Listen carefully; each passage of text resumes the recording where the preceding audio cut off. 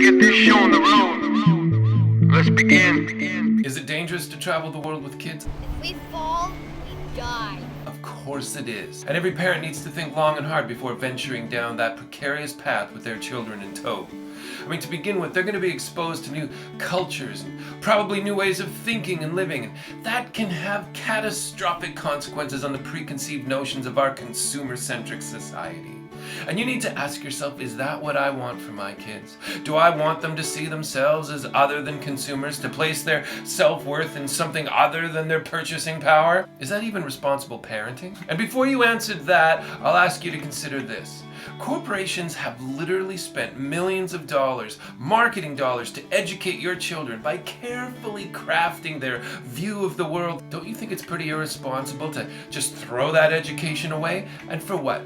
Their peace of mind? Freedom of thought? What in God's name is so important for your children to think about that you'd start them down that lonely path on a lifelong journey of discovering who they are and what they were created to be and do? Who do you think you are? They're going to realize how much they have in common with people from other parts of the world.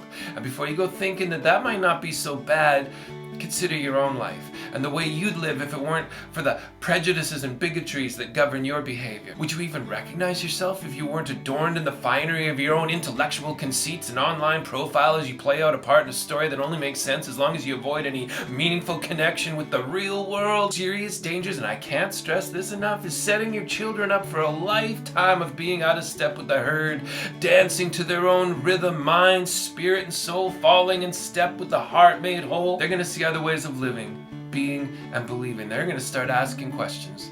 Uncomfortable questions. The kind that wreck things for everyone. Because the answers to those questions are uncomfortable and considered in poor taste when talked about in mixed company. The dangers of traveling the world with kids is very, very real.